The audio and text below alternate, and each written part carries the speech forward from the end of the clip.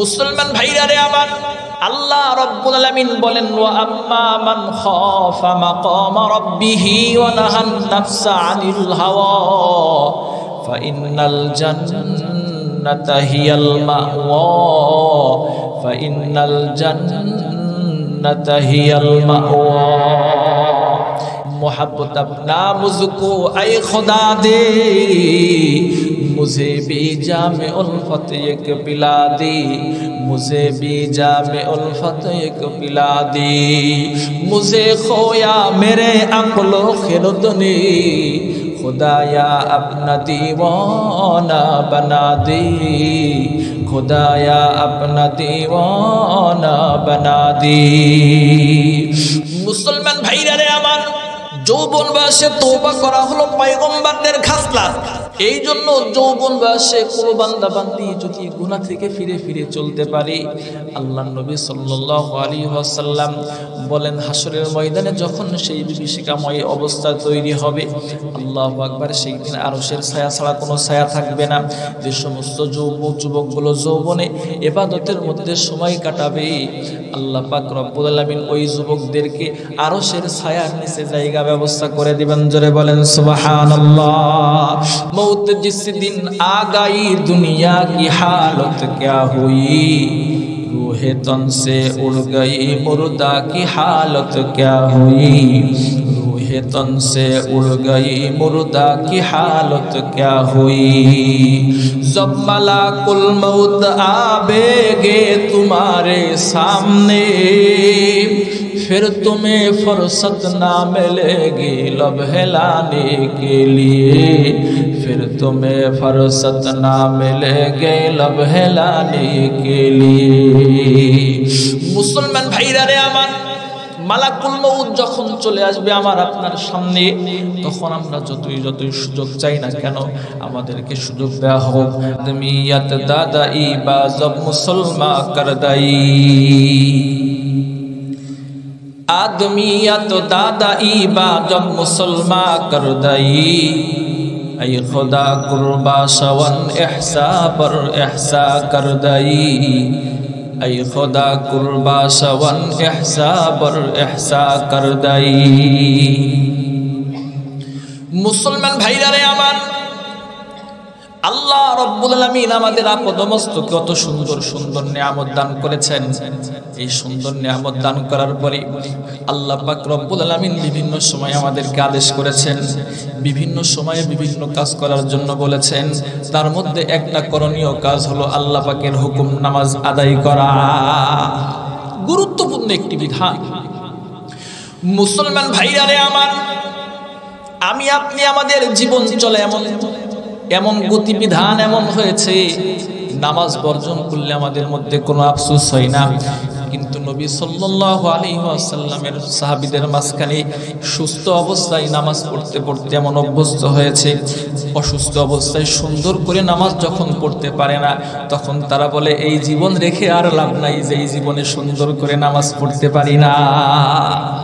আফসোস করে করে বলতো, হাই নামাজ সুন্দর করে পড়তে পারতেছে না, বেঁচে থাকে লাভটা কি, নামাজ যদি না পড়তে পারি। কেমন তাদের নামাজের প্রতি যত্নবান তেমন ছিলেন। যেমন কিতাবের মধ্যে আসছে, হযরত ওমর ফারুক রাদিয়াল্লাহু তাআলা তিনি যখন খলিফা হলেন, ওনাকে হত্যা করার জন্য এক মাজুসি গোলাম আবু লুকলু পিছনে ওত পেতে ফজরের জামাত চলতেছে, এমন সময় পিছনে দাঁড়িয়ে আছে। আবু লুকলু যখন দাঁড়িয়ে আছে, মুসলমান ভাইরা রে আমার, হযরত ওমর ফারুক রাদিয়াল্লাহু তাআলা আনহু যখন ফজরের নামাজ পড়াইতেছেন, এমন সময় পিছন দিক দিয়ে তরবারি দিয়ে যখন আঘাত করলেন, আঘাত করার সঙ্গে সঙ্গে খলিফাতুল মুসলিমিন হযরত ওমর ফারুক রাদিয়াল্লাহু তাআলা আনহুর পাকস্থলী কেটে গেছে। পাকস্থলী কাটার সাথে সাথে খাবার পেট দিয়ে বের হওয়া শুরু হয়েছে। মুসলমান ভাইরা রে আমার, সাহাবীদের মধ্য থেকে কোন একজন ব্যক্তি নামাজ পড়িয়ে দিলেন। পড়ানোর পরে খলিফাতুল মুসলিমিন হযরতে ওমর ফারুক রাদিয়াল্লাহু তাআলা আনহুকে ধরাধরি করার পরে যখন বাসায় নিয়েছে, সাহাবীদের মাঝখানে যখন সংবাদ ছড়িয়ে পড়েছে হযরত ওমর ফারুক রাদিয়াল্লাহু তাআলা আনহুর উপরে মাজুসি যখন আঘাত করেছে, পালিয়ে চলে গেছে, এক পর্যায়ে তাকেও যখন হত্যা করে ফেলেছে, সাহাবীরা সবাই রিক্ত হস্তে, কেউ বা হাতের মধ্যে অনেক কিছু নিয়ে হযরত ওমর ফারুক রাদিয়াল্লাহু তাআলা আনহুকে দেখার জন্য চলে আসছে। মুসলমান ভাইরা রে আমার, এমন সময় নবীজির নাতি হযরতে হাসান রাদিয়াল্লাহু তাআলা আনহু ওমর ফারুক রাদিয়াল্লাহু তাআলা আনহুর সামনে দাঁড়িয়ে আছেন, এমন সময় হযরত ওমর রাদিয়াল্লাহু তাআলা আনহুকে বলেন, খলিফাতুল মুসলিমিন, এখন তো আমি দেখতেছি আপনার চেহারার মধ্যে মালিন্যতার ছাপ, কেমন জানি আপনি টেনশনের মধ্যে পড়ে গেছে। খলিফাতুল মুসলিমিন, আপনি কি জানেন না আমার নানা আপনার ব্যাপারে ঘোষণা দিয়েছেন, লাউ কানা বাদি নাবিয়ুন লাকানা ওমর, আমার পরে যদি কোনো নবী হতো সে ওমর হতো।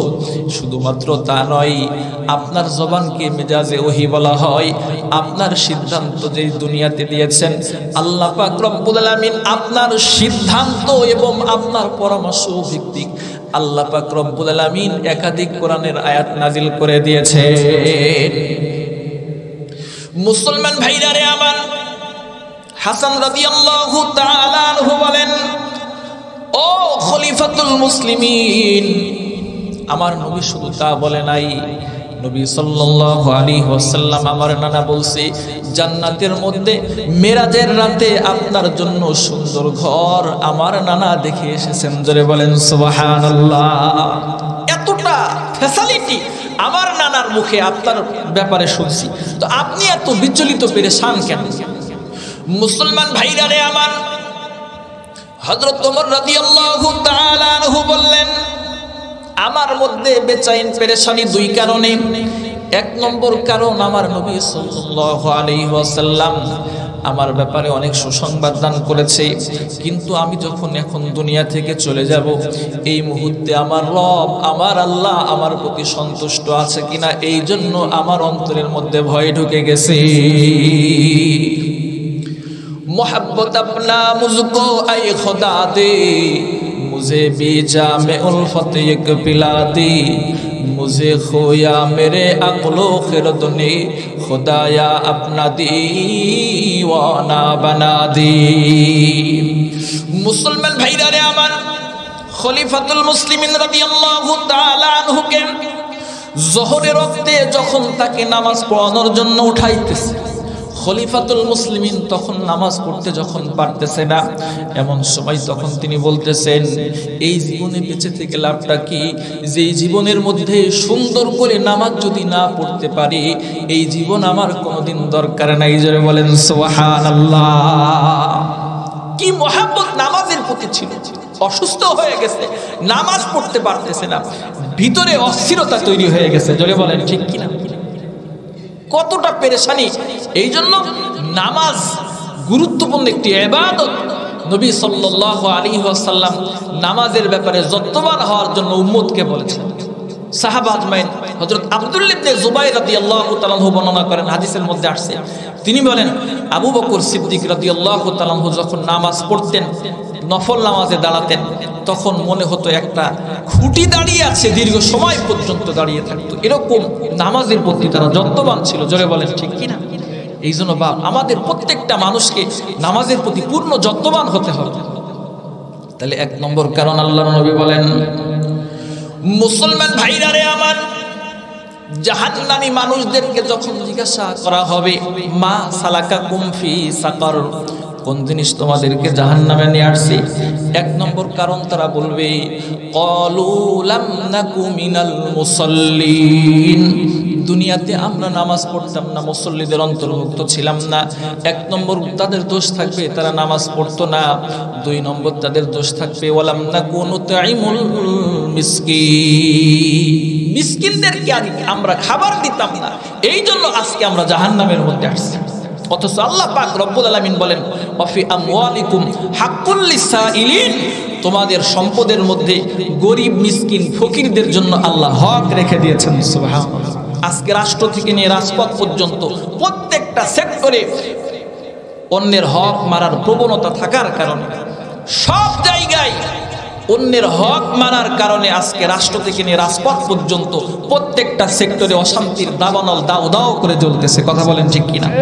এই জন্য আজকে যদি এই সমাজকে সংশোধন করতে হয়, আজকে যদি ইসলাম ভিত্তিক সমাজ প্রতিষ্ঠা করতে হয়, ইসলাম যেই হক গরিবদেরকে দান করেছে, রাষ্ট্র থেকে নিয়ে রাজপথ পর্যন্ত যদি এই হক প্রতিষ্ঠা করা হয়, আল্লাহর ফজল ও করমে প্রত্যেকটা রন্দে রন্দে শান্তি আল্লাহ পাক রব্বুল আলামিন পৌঁছায় দিবে। জোরে বলেন ঠিক কিনা?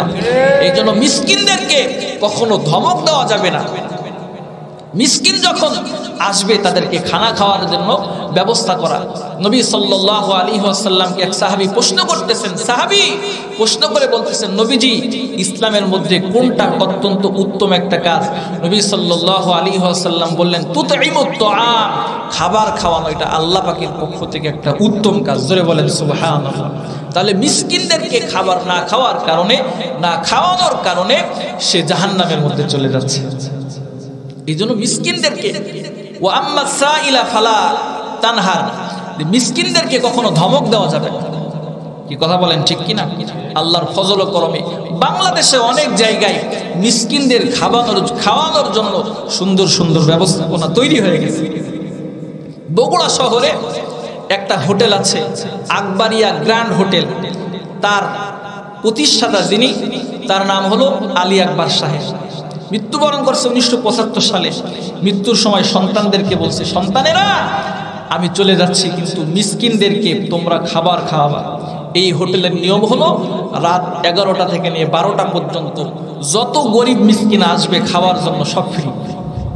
সুবহানাল্লাহ। আল্লাহ পাক সেই সমস্ত মানুষদেরকে, হোটেলের মালিকদের সম্পদ আল্লাহ কমান নাই। জোরে বলেন সুবহানাল্লাহ। আল্লাহ পাক আস্তে আস্তে বাড়াইতে আসে, আস্তে আস্তে বাড়াইতে আসে। এই জন্য মিসকিনদের হক যদি কোনো ব্যক্তি দেয় তো আল্লাহ পাক রব্বুল আলামিন তাদের সম্পদ কোনো সময় কমান না। জোরে বলেন সুবহানাল্লাহ। এবং মানুষদেরকে যদি খাবার খাওয়ায় আল্লাহ পাক তাদের প্রতি এতটা খুশি হয়, কোরআন শরীফে তাদের প্রশংসা করে আল্লাহ আয়াত পর্যন্ত নাযিল করেছেন। সুবহানাল্লাহ। যেমন তাফসীরে কিতাবের মধ্যে আসছে, আল্লাহ নবী সাল্লাল্লাহু আলাইহি ওয়াসাল্লামের কাছে কিছু বাহিরাত থেকে কিছু মেহমান আসছে। নবীজি ঘরের মধ্যে লোক পাঠাচ্ছে, যাও আমার ঘরে কোনো খাবার আছে কিনা দেখো। সাহাবা আজমাইন খাবার তালাশ করার পরে নবীজিকে বলতেছেন, নবীজি ঘরের মধ্যে যত খাবার ছিল সমস্ত খাবার শেষ হয়ে গেছে। নবী সাল্লাল্লাহু আলাইহি ওয়াসাল্লাম তখন বলতেন, সাহাবীদের মধ্যে তোমরা কেউ কি আসো, এই মেহমানকে তোমরা মেহমানদারি করাবা? তখন একজন সাহাবী দাঁড়িয়ে গেলেন। মুসলমান ভাইরা রে আমার, সাহাবীর নাম হলো আবু তালহা রাদিয়াল্লাহু তাআলা আনহু। নবীর এই সাহাবী মেহমানকে নিয়ে আস্তে আস্তে যখন বাড়ির দিকে চলে যাই, যাওয়ার সঙ্গে সঙ্গে বিবির সঙ্গে সাক্ষাৎ করলেন। সর্বপ্রথম সাক্ষাৎ করার পরে বলতেছেন, বিবি দামি একজন মেহমান আনছি, আমার ঘরের মধ্যে কোনো খাবার থাকলে সেটা প্রস্তুত করো। বিবি তখন বলে, ঘরের মধ্যে এ পরিমাণ খাবার আছে, আমি যদি ভক্ষণ করি তাহলে আপনার হবে না, আপনি যদি ভক্ষণ করেন তাহলে আমার পর্যন্ত হবে না। মুসলমান ভাইরা রে আমার, কিন্তু মহিলা ছিল নবীজির সাহাবী দিনদার। এই জন্য মহিলা বলতেছেন, স্বামী আপনার কোনো চিন্তা করার কোনো কারণ নাই, পেরেশান হওয়ার কোনো কারণ নাই, যেহেতু নবী সাল্লাল্লাহু আলাইহি ওয়াসাল্লামের দামি মেহমান আমার ঘরের মধ্যে আসছে, আমি এই মেহমানকে সুন্দর করে আল্লাহর জন্য খাবার খাওয়ানোর ব্যবস্থা করে দিব। জোরে বলেন সুবহানাল্লাহ। মুসলমান ভাইরা রে আমার, স্ত্রী তখন বলতেছে, স্বামী দস্তরখানার মধ্যে খাবার আমরা সুন্দর করে পরিবেশন করার পরে মেহমান সহ আমার সন্তানদেরকে নিয়ে খাওয়ার জন্য আমরা যখন বসে যাব, এমন সময় হারিকেনটা সুন্দর করে ঠিক করার জন্য আমি বাহানা দিয়ে হারিকেনটা যখন নিভিয়ে দিব, এমন সময় আমরা সবাই মুখ চুকাবো, কিন্তু আমরা কেউ ভক্ষণ করব না, বরং মেহমানকে সুন্দর করে আপ্যায়নের ব্যবস্থা করে দেব। জোরে বলেন সুবহানাল্লাহ। একে পুরসিদ আজা গম কর ফরজন্দ কে আই রোশন গোহার পীরে খেরদমান যে মিসরাস বুয়ে পীরি হাসানি দি চেরা দরজা হে কে নানাস নদী দি বাগুফত আহওয়া লেমা বরকে জাহানাস দমে পয়দা ওয়ালে গরদম নহানাস গহে বাত রে মে আলা নশীনম गहे पर पुश्त पाए खुद नबी नम अगर दरवेश बरा हाले बमंदे अगर दरवेश बरा हाले बमंदी सरे दस्तद दुआलुम बर फसंदी। मुसलमान भाईरा रे आमार महिला যখন এই কথা বলেছেন সুন্দর করে মেহমানকে তারা পরিতৃপ্ত করে যখন খাইয়ে দিয়েছে সকালবেলা যখন নবী সাল্লাল্লাহু আলাইহি ওয়াসাল্লামের দরবারে যখন যাই নবী সাল্লাল্লাহু আলাইহি ওয়াসাল্লাম আল্লাহর নবী আবু তালহা রাদিয়াল্লাহু তাআলা আনহুর চেহারার দিকে তাকিয়ে তাকিয়ে মুস্কি মুস্কি হাসা শুরু করে দিয়েছেন সুবহানাল্লাহ। আল্লাহ রাব্বুল আলামিন এই দৃশ্য দেখার পরে কোরআন শরীফের মধ্যে আয়াত নাযিল করে দিয়েছেন নবীজি আপনার উম্মতের মধ্যে এমন কিছু মানুষ আছে তারা নিজে ক্ষুধার্ত থাকার পরেও কিন্তু অন্য মানুষকে প্রাধান্য দিয়ে চলে। আল্লাহ পাক রব্বুল আলামিন তাদের প্রশংসা করে আয়াত পর্যন্ত নাযিল করে দিয়েছেন সুবহানাল্লাহ। মুসলমান ভাইরা রে আমার এই জন্য আমরা যদি মিসকিনদেরকে খাবার দিই মানুষকে যদি খাবার বন্টন করে দিই আল্লাহ পাক রব্বুল আলামিন আমাদের প্রতি খুশি হয়ে যাবেন জাহান্নাম থেকে আমাদেরকে আল্লাহ তাআলা পরিত্রাণ দিয়ে দিবেন। জোরে বলেন সুবহানাল্লাহ। মোহাব্বতের জন্য আল্লাহর ভালোবাসার জন্য আমাদের প্রত্যেকটা মানুষকে যেহেতু আমিও আল্লাহর বান্দা সেও আল্লাহর বান্দা এই জন্য আমি আল্লাহর বান্দা হওয়া সত্ত্বেও আরেক বান্দাকে কখনো ধমক দিতে পারি না। জোরে বলেন ঠিক কিনা? এটা আল্লাহ পাক রব্বুল আলামিনের একটা হক নামাজ পড়া আর এটা হলো বান্দার হক তার হক আদায় করে দেওয়া। কথা বলেন ঠিক কিনা? মুসলমান ভাইরা রে আমার 3 নম্বর দোষ যখন তাদেরকে জিজ্ঞাসা করা হবে কোন জিনিসের কারণে তোমরা জাহান্নামে আসছো তখন 3 নম্বর দোষ তারা বলবে ওয়া কুননা নাখুদু মাআল খায়িদিন আমরা হলাম যারা যে সমস্ত মানুষগুলো সমালোচনা করত যে সমস্ত মানুষগুলো গীবত শিকায়েত করত আমরা ওই সমস্ত মানুষের সঙ্গে সব সময় বসে বসে গীবত শিকায়েত এবং সমালোচনার মধ্যে লিপ্ত হয়ে যেতাম। গীবত শিকায়েতের মধ্যে আমরা লিপ্ত হতাম সমালোচনা করতাম। ভাই সমালোচনার কয়েকটা তবকা আছে একটা হলো যে সমালোচনা করে সে ব্যক্তি নিজের আর একটা হলো যার সামনে সমালোচনা করতেছে সে একটা ব্যক্তি আর যার সম্পর্কে সমালোচনা করে সে আরেকটা ব্যক্তি। নিজে যদি সমালোচনা করে তার উদ্দেশ্য হলো যার সমালোচনা করে তার অনিষ্ট থেকে বাঁচার জন্য যদি সে নিয়ত করে তাহলে এ ধরনের সমালোচনা করা যায়। যেমন কোর্টে যখন জজ সাহেবের সামনে আসামির বিপক্ষে সমালোচনা করা হয় আসামি থাকে না কেন? তার এই দোষ থেকে বাঁচার জন্য। 2 নম্বর এমন ব্যক্তির কাছে সমালোচনা করা যার ব্যাপারে সেই ব্যক্তি যেন তাকে সতর্ক করে ভালো হওয়ার জন্য। যেমন কোনো ছাত্র শিক্ষকের কাছে অন্য এক ছাত্রের ব্যাপারে সমালোচনা করছে তাকে শাসন করার জন্য, এটাও করা যায়। আরেকটা হলো কোনো জাতি কোনো ব্যক্তির দ্বারা যদি বিভ্রান্ত হয় তাহলে জাতিকে সতর্ক করার জন্য সমালোচনা করা যায়। যেমন কাদিয়ানি ফিরকা শেষ নবী মানতেছে না, নবী সাল্লাল্লাহু আলাইহি ওয়াসাল্লামের নবুয়তের উপরে আঘাত এনে তারা কথা বলতেছে, জাতিকে সতর্ক করার জন্য কাদিয়ানীদের বিরুদ্ধে বলতেই হবে। এই 3 কোয়ালিটির সমালোচনা জায়েজ। আর একটা হলো তাকে সতর্ক করা উদ্দেশ্য নয়, নিজে সতর্ক হওয়া উদ্দেশ্য নয়, বাঁচা উদ্দেশ্য নয়, জাতিকে সতর্ক করা উদ্দেশ্য নয়, বরং তার অযথা তার সমালোচনা করা হয়। এই ধরনের সমালোচনা করা সম্পূর্ণ হারাম এবং কবিরা গুনাহ। এই জন্য আল্লাহ পাক রব্বুল আলামিন বলেন, মুসলমান ভাইরা রে আমার, এই সমস্ত পাপীগুলো বলবে ওয়া কুননা নাখুদু মাআল খায়িদিন, আমরা সব সময় সমালোচনা করার মধ্যে লিপ্ত হতাম। অনেক মানুষ এমন আছে বিভিন্ন সময় ফাহিশা কথার মধ্যে, এমনকি বেহুদা কথার মধ্যে, চায়ের স্টলের মধ্যে, গল্প গুজবের মধ্যে লিপ্ত হয়ে যায়, ঠিক কিনা বা? এই জন্য আমাদের জবানটাকে সুন্দর করতে হবে, সমালোচনা করা থেকে, গালিগালাজ করা থেকে সব সময় আমাদেরকে সতর্ক থাকতে হবে। মুসলমান ভাইরা রে আমার, 4 নম্বর দোষের কথা তারা বলেন ওয়া কুননা নুকাযযিবু বিয়াউমিদ্দিন, আমরা কিয়ামতের দিবসের ব্যাপারে মিথ্যা প্রতিপন্ন করতাম। হাত্তা আতানাল ইয়াকিন, এমন পর্যায়ে আমাদের কাছে মৃত্যু পর্যন্ত এসে গেছে আর আমরা সতর্ক হইতে পারি নাই।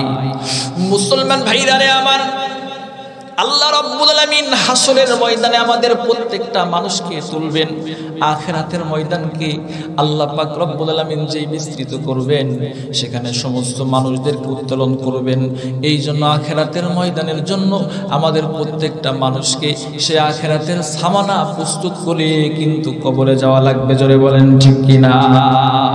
মুখদা কো হাই দেখানা এক দিন, কবর মে হোগা ঠিকানা এক দিন, दारे फानी की सजावट पर न जा नेकियों से अपने असली घर सजा। मुसलमान भाईरा रे आमार, ওই আখিরাতকে কখনো অস্বীকার করার মতো কোনো কারণ নাই। দুনিয়াতে যত সম্প্রদায় আছে সমস্ত সম্প্রদায় সবকিছু অস্বীকার করতে পারে, কিন্তু তারা মৃত্যুকে কখনো অস্বীকার করতে পারে না। আখিরাতকে পর্যন্ত তারা অস্বীকার করে। কিন্তু আল্লাহ পাক রব্বুল আলামিন বলেন, যে সমস্ত মানুষগুলো আখিরাতকে অস্বীকার করবে, আল্লাহ পাক রব্বুল আলামিন তাদেরকে জাহান্নামের মধ্যে ফেলায়া দিবে। জোরে বলেন নাউযুবিল্লাহ। মুসলমান ভাইরা রে আমার, এই জন্য আখিরাতের প্রস্তুতি গ্রহণ করে আমাদের প্রত্যেকটা মানুষকে চলতে হবে। যখন মালাকুল মউত আসবে, তখন আমরা যতই সতর্ক হই না কেন, তখন আর কোনো কাজ কিন্তু হবে না। জোরে বলেন ঠিক কিনা?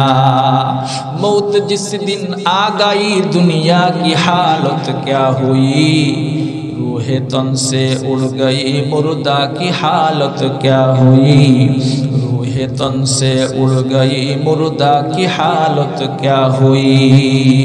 जब मलाकुल मौत आवेगे तुम्हारे सामने, फिर तुम्हें फुर्सत ना मिलेगी लब हिलाने के लिए, फिर तुम्हें फुर्सत ना मिलेगी लब हिलाने के लिए। मुसलमान भाईरा रे आमान, মালাকুল মউত যখন চলে আসবে আমার আপনার সামনে, তখন আমরা যতই সুযোগ চাই না কেন, আমাদেরকে সুযোগ দেওয়া হোক। আমার এখনো বয়স হয় নাই, আমি এখনো সময় আমার আছে, যতই অজুহাত চাওয়াক না হোক না কেন, এক জাররা পরিমাণ সময় কিন্তু দেওয়া হবে না। জোরে বলেন ঠিক কিনা? লিকুল্লি উম্মাতিন আজাল, ইদা জাআ আজালুহুম লা ইস্তাখিরুনা সাআতাও ওয়া লা ইস্তাকদিমুন। আল্লাহ বলেন, প্রত্যেকটা ব্যক্তির জন্য নির্ধারিত সময় আছে। যখন সেই নির্ধারিত সময় থাকবে, আসবে, তখন তার এক সেকেন্ডে এদিকে ওদিকে করা হবে না। জোরে বলেন ঠিক কিনা? মুসলমান ভাইরা রে আমার, এই জন্য আমাদের প্রত্যেকটা মানুষকে সেই আখিরাতের জন্য আমাদের তৈয়ার করতে হবে। আমি যদি সেই আখিরাতের জন্য প্রস্তুত থাকতে পারি, আল্লাহ পাক রব্বুল আলামিন আমাদের প্রত্যেকটা মানুষকে সেই জান্নাতের মালিকানা দান করে দিবেন। সুবহানাল্লাহ। আখিরাতের জন্য বাপ, আমরা বিভিন্ন সময়ে রাস্তাঘাটে যখন চায়ের স্থলে বলে বেড়াই যে আমার বয়স কত জানো, কয় কত বয়স, কয় আমার বয়স 60, কেউ বলে 70 বছর। আসলে 60 বছর 70 বছর হয় নাই, বরং তার জীবন থেকে মূল্যবান 60-70 বছর পার হয়ে গেল। কথা বলেন ঠিক কিনা? মানুষের হায়াত বাড়তেছে নাকি কমতেছে? জোরে বলেন। হায়াত আস্তে আস্তে কমে যাচ্ছে। হায়াত কমে কমে আমরা কবরের নিকটবর্তী হচ্ছি। 70 বছর হয়ে গেল মানে কি? 70 বছর আমার জিন্দেগি থেকে হায়াত শেষ হয়ে গেল। কথা বলেন ঠিক কি না? এই জন্য আমাদের প্রত্যেকটা মানুষকে খুব চিন্তা ভাবনা করে কদম ফেলা লাগবে। কদম সোয়ে মারকাদ নজর সোয়ে দুনিয়া, কদম সোয়ে মারকাদ নজর সোয়ে দুনিয়া, किधर जा रहा है किधर देखता है, किधर जा रहा है किधर देखता है। মুসলমান ভাইরা রে আমার, এই জন্য আমাদের প্রত্যেকটা মানুষকে যেহেতু আখিরাতে যাওয়া লাগবে, এই জন্য সে আখিরাতের সামানা প্রস্তুত করে যাওয়া লাগবে। আমি আপনি সে আখিরাতের সামানা যদি প্রস্তুত করে যেতে পারি, আল্লাহ পাক রব্বুল আলামিন আমাদেরকে সফলতা দান করে দিবেন। সুবহানাল্লাহ। আল্লাহ পাক সেই দিন যে আমাদের উত্তোলন করবে, সেই কিয়ামতের দিবসের ব্যাপারে তারা মিথ্যা প্রতিপন্ন করবে। আল্লাহ যে আমাদেরকে আখিরাতে তুলবেন এ ব্যাপারে কোনো সন্দেহ আছে বাপ? কোনো সন্দেহ নাই, উঠতেই হবে, উঠতেই হবে। আল্লাহ পাক রব্বুল আলামিন যে কোরআন শরীফের মধ্যে বলছে, আল্লাহ পাক রব্বুল আলামিন যে তুলবেন, সেই দিন যত যাই করি না কেন কোনো কাজ হবে না, আফসোস করা ছাড়া কোনো কাজ হবে না, সব শেষ। पहाड़े फाड़ जाएगी ज़मीं पर ज़लज़ला होगा, मोहम्मद तख्ते पर होगे अदालत पर खुदा होगा, मोहम्मद तख्ते पर होगे अदालत पर खुदा होगा। ई चमन सहारा भी होगा, एक खबर बुलबुल को दो, तापे अपनी जिंदगी को सोच कर कुर्बा करी, ताकि अपनी जिंदगी को सोच कर कुर्बा करी। मुसलमान भाईरा रे आमान, এই দুনিয়ার সব কিছু যখন ধ্বংস হয়ে যাবে, পাহাড় পর্বত যা কিছু আছে সব যখন ধ্বংস হয়ে যাবে, আমার আপনার সব কিছু যখন শেষ হয়ে যাবে, আল্লাহর কাছে যখন উত্তোলন হওয়া লাগবে, এই জন্য সেই আল্লাহর জন্য মহাব্বত করে আমাদের প্রত্যেকটা শরীয়তের কাজ করা লাগবে। জোরে বলেন ঠিক কিনা? আল্লাহ পাক রব্বুল আলামিন আমাদেরকে যখন উত্তোলন করবে, সেই দিন বড় বিভীষিকাময় অবস্থা হবে। সেই দিন থেকে বাঁচতে হলে গুনাহ থেকে আমাদেরকে প্রত্যেকটা মানুষকে সরে সরে আসতে হবে।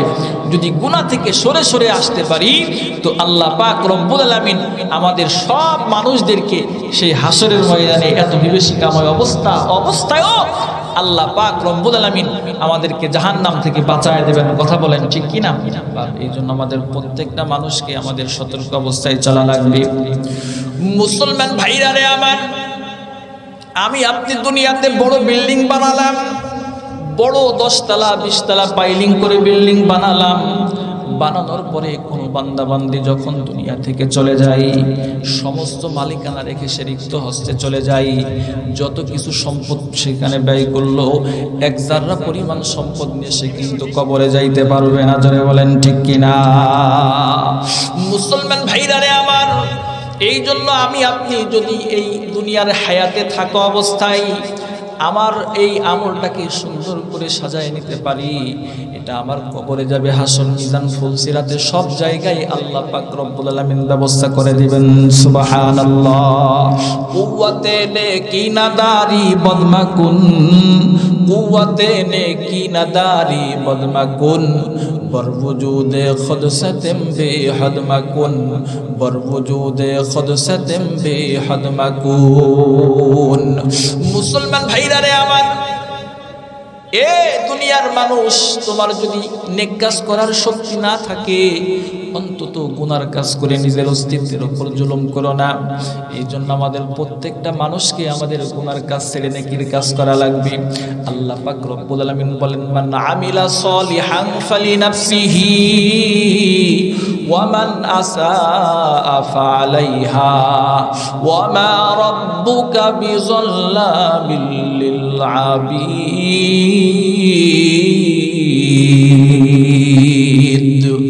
মুসলমান ভাইরা রে আমার, আল্লাহ রাব্বুল আলামিন বলেন, কোন বান্দা বান্দি যদি নেকির কাজ করে, সেই নেকির কাজ সে নিজেই পেয়ে যায়। আবার কোন বান্দা বান্দি যদি গুনার কাজ করে, গুনার শাস্তিও তাকে ভোগ করা লাগবে। আল্লাহ পাক রব্বুল আলামিন বলেন, ওয়া মা রাব্বুকা বিযাল্লামিল লিল আবিদ। আল্লাহ পাক রব্বুল আলামিন যারা পরিমাণ কোন বান্দার উপর জুলুম করবেন না। মুসলমান ভাইরা রে আমার, আমি যদি নেকির কাজ করি, আল্লাহ রাব্বুল আলামিন সেই নেকির প্রতিদান দান করে দিবেন। আমি যদি গুনার কাজ করি, গুনার শাস্তিও আল্লাহ পাক রব্বুল আলামিন দান করবেন। এই জন্য আমাদের হায়াত থাকা অবস্থায় যেহেতু আল্লাহর সামনে দাঁড়ানো লাগবে, এই জন্য নেক দিয়ে আমাদের সুন্দর হায়াতটাকে যত আমল দিয়ে সাজাতে পারবো, তত আমাদের জন্য লাভ হবে। জোরে বলেন ঠিক কিনা? আল্লাহ পাক রব্বুল আলামিন আমাদেরকে সব সময় দেখতেছেন। জোরে বলেন ঠিক কিনা? মুসলমান ভাইরা রে আমার দেশে যদি কোনো চোর চুরি করতে যাই, সর্বপ্রথম বিল্ডিং এর ছাদের ক্যামেরার দিকে তাকাই, ক্যামেরার দিকে যদি তাকানোর পরে দেখে সেখানে সিসি ক্যামেরা সেখানে লটকানো আছে, বলেন তো সেই চোর সিসি ক্যামেরার ভয়ে আস্তে করে সেখান থেকে চলে আসবে, সেখান থেকে সে চুরি করা বন্ধ করে চলে আসবে। যেহেতু সিসি ক্যামেরা দ্বারা নিয়ন্ত্রিত এলাকা, এখানে চুরি করলে ধরা খাওয়া লাগবেই। কিন্তু আমাদের মালিক আহকামুল হাকিমিন আমাদের কাছে সব সময় দুইটা ফেরেশতার মাধ্যমে নিয়ন্ত্রণ করতেছেন। আল্লাহ পাক রব্বুল আলামিন সব সময় দেখতেছেন। এই আল্লাহ পাক দেখা অবস্থায় কেমনে আমরা নাফরমানির কাজ করি, জোরে বলেন ঠিক কিনা? তরফাতুল আইনে জাহাবার হামজানাদ कसलोमी यारद के आज़ादम ज़नाद, कसलोमी यारद के आज़ादम ज़नाद। अज़्ज़मीनो खुश करो या नद गया, आसमारा बेसुतूदारद नेगा, आसमारा बेसुतूदारद नेगा। मुसलमान भाईरा रे आमान, দুনিয়াতে কোন বান্দা বান্দি যদি সিসি ক্যামেরার ভয়ে যদি গুনার কাজ না করতে পারে, অপরাধ যদি না করতে পারে, আল্লাহ পাক রব্বুল আলামিন আমাদেরকে দেখতেছে, এই খেয়াল যদি কোনো বান্দির মধ্যে এসে যায়, আল্লাহর ফজলে ওই বান্দা বান্দি কোনোদিন আল্লাহর কাছে আল্লাহর সামনে যে আল্লাহ আমাকে দেখতেছে এই ভাব যখন তৈরি হবে, জীবনে কোনোদিন গুনার কাজ সে করতে পারে না, জোরে বলেন ঠিক কিনা? এই জন্য আখিরাতের প্রস্তুতি গ্রহণ করতে হবে। নামাজ আমাদের যত্ন সহকারে পড়তে হবে, মিসকিনদের হক আদায় করতে হবে এবং অপরাধী সমালোচনাকারীদের সাথে থেকে দূরে সরে থাকতে হবে এবং আখিরাতের প্রতি যত্নবান হতে হবে। যারা এই আখিরাতকে অস্বীকার করে তাদের কাছ থেকে দূরে দূরে চলতে হবে, কথা বলেন ঠিক কিনা? আল্লাহকে ভয় করে সব সময় চলতে হবে। মুসলমান ভাইরা রে আমার, আল্লাহ রাব্বুল আলামিন বলেন, ওয়া আম্মা মান খাফা মাকামা রাব্বিহি ওয়া নাহান নাফসা আনিল হাওয়া ফাইন্নাল জান্নাতা হিয়াল মাওয়া। আল্লাহ পাক রব্বুল আলামিন বলেন, যে সমস্ত বান্দা বান্দিগুলো আল্লাহর সামনে দাঁড়ানো লাগবে এই ভয় করে, গুনাহ থেকে ফিরে ফিরে চলে, আল্লাহ বলেন তাদের ঠিকানা আমি বানাইছি জান্নাত, জোরে বলেন সুবহানাল্লাহ। মুসলমান ভাইরা রে আমার, তাফসীরে কুরতুবীর শরহের মধ্যে লেখে, এই আয়াতের তাফসীর করতে গিয়ে আল্লামা কুরতুবী রাহমাতুল্লাহি আলাইহি হাসিয়ার মধ্যে তিনি লিখেছেন, ইমাম শাফি রহমতুল্লাহি আলাইহির জামানার মধ্যে স্বামী স্ত্রী দুইজন এক পর্যায়ে ঝগড়া হয়েছে। স্বামী স্ত্রীকে বলতেছে, তুমি তো জাহান্নামী। স্বামী বলতেছে, আমি যদি জাহান্নামী হই তুই 3 তালাক। মুসলমান ভাইরা রে আমার, সমস্ত ওলামার কাছে ফতোয়া নেওয়ার জন্য যখন দুইজন গিয়েছে, তখন ওলামায়ে কেরাম বলেছেন, তুমি জাহান্নামী না জান্নাতি আমরা যেহেতু জানি না, এই জন্য ফতোয়া আমরা দিতে পারবো না। কিছু ওলামায়ে কেরাম বলেন, যেহেতু স্বামীকে স্ত্রী বলছে তুই জাহান্নামী, আর স্বামী এক পর্যায়ে বলছে আমি যদি জাহান্নামী হই তুই 3 তালাক।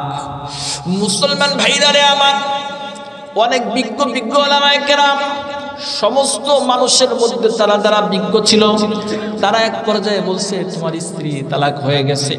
ইমাম শাফি রহমতুল্লাহি আলাইহির কাছে অবশেষে যখন গিয়েছে, ইমাম শাফি রহমতুল্লাহি আলাইহি বলেন, তোমার স্ত্রী এখন পর্যন্ত তালাক হয় নাই। সুবহানাল্লাহ। মুসলমান ভাইরা রে আমার, ইমাম শাফি রহমতুল্লাহি আলাইহিকে বললেন, কেন আপনি এই ফতোয়া দিলেন? ইমাম শাফি রহমতুল্লাহি আলাইহি বলেন, আমি লোকটাকে গোপনে ডেকে জিজ্ঞাসা করেছিলাম, এমন কোন তোমার আমল আছে কিনা যে আমলটা শুধুমাত্র আল্লাহর ভয়ের জন্য তুমি কাজটা করেছো, আল্লাহকে খুশি রাখার জন্য কাজটা করছে, এমন কোন আমল তোমার কাছে আছে কিনা? লোকটা তখন বলছে, হুজুর আমার কাছে এমন একটা আমল আছে যেই কাজটা শুধুমাত্র কেবলমাত্র আল্লাহর জন্য করেছি, জোরে বলেন সুবহানাল্লাহ। ইমাম শাফি রহমতুল্লাহি আলাইহি বলেন, কি এমন আমল করেছো বলো যেই কাজটা শুধুমাত্র কেবলমাত্র আল্লাহকে রাজি খুশি করার জন্য করছো? তখন লোকটা বলে, আমার কাছে একটা মেয়ে সুন্দর করে সুসজ্জিত অবস্থায় বিভিন্ন সময় আমার সামনে আসে, একদিন এক পর্যায়ে কুপ্রস্তাব দেয়। আমি তখন আল্লাহকে ভয় করে, একাকিত্ব থাকা সত্ত্বেও আল্লাহকে ভয় করে হাসরের ময়দানে দাঁড়ানো লাগবে, এই ভয় করে আমি সেই কর্ম থেকে ফিরে থাকছি। সুবহানাল্লাহ। মুসলমান ভাইরা রে আমার, ইমাম শাফি রাহমাতুল্লাহি আলাইহি বলেন, আল্লাহ রাব্বুল আলামিন বলেন, ওয়া আম্মা মান খাফা মাকামা রাব্বিহি ওয়া নাহান নাফসা আনিল হাওয়া ফা ইন্নাল জান্নাতা হিয়াল মাওয়া ফা ইন্নাল জান্নাতা হিয়াল মাওয়া। ইমাম শাফি রাহমাতুল্লাহি আলাইহি বলেন, আল্লাহ পাক রব্বুল আলামিন যেহেতু বলেছেন যে সমস্ত মানুষগুলো হাসরের ময়দানে আল্লাহর সামনে দাঁড়িয়ে দাঁড়িয়ে হিসাব দেওয়াকে ভয় করে জাহান্নামের ভয়ে গুনাহ থেকে ফিরে ফিরে চলবে, আমি আল্লাহ পাক রব্বুল আলামিন তাদের জন্য বানাইছি জান্নাত। সুবহানাল্লাহ। এই আয়াতের ভিত্তিতে আমি বলতেছি তার স্ত্রী তালাক হয় নাই, জোরে বলেন সুবহানাল্লাহ। মুসলমান ভাইরা রে আমার, এই জন্য প্রত্যেকটা মানুষের মধ্যে যদি আল্লাহর ভয় এসে যায়, তার মধ্যে গুনাহ করার স্পৃহা আস্তে আস্তে কমতে থাকে। এই জন্য আমাদের প্রত্যেকটা মানুষকে আল্লাহর ভয় কামনা করতে হবে, আল্লাহর জন্য মোহাব্বত কামনা করতে হবে। মোহাব্বত আপনা মুঝকো আয়ে খুদা দে, मुझे भी जामे उल्फत एक पिला दी, मुझे भी जामे उल्फत एक पिला दी, मुझे खोया मेरे अक्लो खिरद ने, खुदाया अपना दीवाना बना दी, खुदाया अपना दीवाना बना दी। मुसलमान भाईरा रे आमान, এই জন্য দুনিয়ার এই হায়াতটাকে সুন্দর করে সুসজ্জিত করতে হবে। আল্লাহ পাক রব্বুল আলামিনের কাছে মহাব্বত কামনা করতে হবে। আল্লাহ পাকের মহাব্বত নিয়ে যদি কোনো বান্দা বান্দি চলতে পারে, আল্লাহ পাক রব্বুল আলামিন তাকে জান্নাতের মালিকানা দান করে দিবেন, জোরে বলেন সুবহানাল্লাহ। মনে করেন কোন বান্দা বান্দি যদি কক্সবাজার ঢাকায় কোথাও যায়, সেখানে যাওয়ার পরে তার যদি কোনো আত্মীয় স্বজন সেখানে থাকে, তো যাওয়ার পরে সেখানে যাওয়ার সঙ্গে সঙ্গে তার সমস্ত আত্মীয় স্বজন তাকে রিসিভ করবে, আমার অত্যন্ত ক্লোজ মানুষ, আমি তাকে সঙ্গ দিব। কথা বলেন ঠিক কি? তো মানুষগুলো দুনিয়ার হায়াত থাকা অবস্থায়, মুসলমান ভাইরা রে আমার, আল্লাহ রাব্বুল আলামিনের সঙ্গে সম্পর্ক তৈরি করে দিবেন। আল্লাহ রাব্বুল আলামিনকে রব হিসেবে স্বীকার করে আল্লাহর ভয়ে গুনাহ থেকে ফিরে ফিরে চলবে। আল্লাহর সঙ্গে যখন সম্পর্ক হবে, এই বান্দা বান্দি যখন দুনিয়ার হায়াত থেকে হাসরের ময়দানের দিকে যখন চলে যাবে, আলামুল বারজাকে যখন চলে যাবে, আল্লাহ পাক রব্বুল আলামিন তখন ফেরেশতাদেরকে বলবে, আমার অত্যন্ত রিলেটিভ, আমার অত্যন্ত নিকটতম বান্দা, জোরে বলেন সুবহানাল্লাহ। আল্লাহ বলবেন, ওয়া আফরিসু মিন ফিরাশিল জান্নাহ ওয়া আলবিসু মিন লিবাসিল জান্নাহ, আমার বান্দা বান্দির কবরে জান্নাতের বিছানা বিছায়া দাও, জান্নাতের ফরাশ বিছায়া দাও। আল্লাহর সঙ্গে সম্পর্ক করলে আল্লাহ রাব্বুল আলামিন জান্নাতের মালিকানা দান করে দিবেন, জোরে বলেন সুবহানাল্লাহ। মুসলমান ভাইরা রে আমার, এই যুবক ভাইরা, এই জন্য এখনো সময় আছে, এখনই আল্লাহ পাকের সামনে তওবা করে ফিরে আসতে হবে। তওবা করে যদি ফিরে আসি, আল্লাহকে ভয় করে চলতে পারি, আল্লাহ পাক রব্বুল আলামিন আমাদেরকে অবশ্যই আল্লাহর বন্ধু বানায় নেবেন। দর জওয়ানে তওবা করদান শিওয়ে পয়গম্বরি, वक्ते पीरे गुर्गे जालिम निशावद परहेजगारी, वक्ते पीरे गुर्गे जालिम निशावद परहेजगारी। मुसलमान भाईरा रे आमान, যৌবন বয়সে তওবা করা হলো পয়গম্বরদের খাসলাত। এই জন্য যৌবন বয়সে কোনো বান্দা বান্দি যদি গুনাহ থেকে ফিরে ফিরে চলতে পারে, আল্লাহর নবী সাল্লাল্লাহু আলাইহি ওয়াসাল্লাম বলেন, হাসরের ময়দানে যখন সেই বিভীষিকাময় অবস্থা তৈরি হবে, আল্লাহু আকবার, সেই দিন আরশের ছায়া ছাড়া কোনো ছায়া থাকবে না। যে সমস্ত যুবকগুলো যৌবনে ইবাদতের মধ্যে সময় কাটাবে, আল্লাহ পাক রব্বুল আলামিন ওই যুবকদেরকে আরশের ছায়ার নিচে জায়গা ব্যবস্থা করে দিবেন, জোরে বলেন সুবহানাল্লাহ। শাবুন নাশা ফি ইবাদাতিল্লাহ, আল্লাহর নবী বলেন, ওই সমস্ত যুবকগুলো, যে সমস্ত যুবকগুলো তাদের যৌবন বয়সে আল্লাহর ভয়ে গুনাহ থেকে ফিরে ফিরে চলে, যৌবন বয়সে হেফাজত করে চলেছে, নবী সাল্লাল্লাহু আলাইহি ওয়াসাল্লাম বলেন, আল্লাহ পাক রব্বুল আলামিন তাদেরকে আরশের ছায়ার নিচে জায়গার ব্যবস্থা করে দিবেন, সুবহানাল্লাহ। এই জন্য আমাদের প্রত্যেক প্রত্যেকটা মানুষকে আল্লাহ পাককে ভয় করে আল্লাহর মহাব্বত নিয়ে আমাদের সবাইকে চলতে হবে। কথা বলেন ঠিক কিনা? যদি চলতে পারি আল্লাহ পাক রব্বুল আলামিন অনেক বরকত আমাদেরকে দান করবেন। কথা বলেন ঠিক না? এখন একটা মাস চলতেছে, রজব মাস। এই রজব মাসে রমজান মাসের প্রস্তুতি গ্রহণ করব, এবার কিছু আমল শিখি। নবীজি সাল্লাল্লাহু আলাইহি ওয়াসাল্লাম বলেন, বুখারী শরীফের 6405 নম্বর হাদিস, নবী সাল্লাল্লাহু আলাইহি ওয়াসাল্লাম বলেন, মান ক্বালা সুবহানাল্লাহি ওয়া বিহামদিহি ফি ইয়াউমিন মিয়াতা মাররাতিন হুত্তাত খাতায়াহু ওয়া ইন কানা মিসলা যাবাদিল বাহর। কোন বান্দা বান্দি যদি দিনে রাতে 24 ঘন্টার মধ্যে 100 বার সুবহানাল্লাহি ওয়া বিহামদিহি বলে, তো আল্লাহ পাক রব্বুল আলামিন তার জীবনের সমস্ত গুনাহগুলো মাফ করে দিবেন। ওয়া ইন কানা মিসলা যাবাদিল বাহর, যদিও তার গুনাহটা সমুদ্রের ফেনা পরিমাণ হয়, আল্লাহ তাও মাফ করে দিবেন। সুবহানাল্লাহ। এই জন্য আমলটা করব। বুখারী শরীফের সর্বশেষ হাদিস, নবী সাল্লাল্লাহু আলাইহি ওয়াসাল্লাম বলেন, কালিমাতানি হাবিবাতানি ইলার রহমান খফিফাতানি আলাল লিসান সাকিলাতানি ফিল মিজান সুবহানাল্লাহি ওয়া বিহামদিহি সুবহানাল্লাহিল আযীম।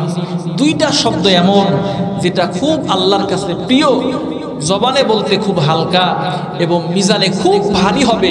সেই শব্দ দুটো হলো সুবহানাল্লাহি ওয়া বিহামদিহি সুবহানাল্লাহিল আযীম। এই দুইটা শব্দ আমরা বেশি থেকে বেশি পাঠ করব ইনশাআল্লাহ। কথা বলেন ঠিক না? আর একটা হলো রজব মাস চলতেছে। রজব মাসে আমাদের নবী সাল্লাল্লাহু আলাইহি ওয়াসাল্লাম একটা দোয়া শিখাইছেন, সেই দোয়াটা আমরা বেশি বেশি পাঠ করব। আল্লাহুম্মা বারিক লানা ফি রজব ওয়া শাবান ওয়া বাল্লিগনা রমাদান। এই দোয়াটা পড়ব। বাপ, এই দোয়াটা কিসের দোয়া? হায়াত বৃদ্ধির জন্য দোয়া করা। পৃথিবীতে তথ্য প্রযুক্তির উন্নত শিখরে সব কিছু আবিষ্কার করতে পেরেছে।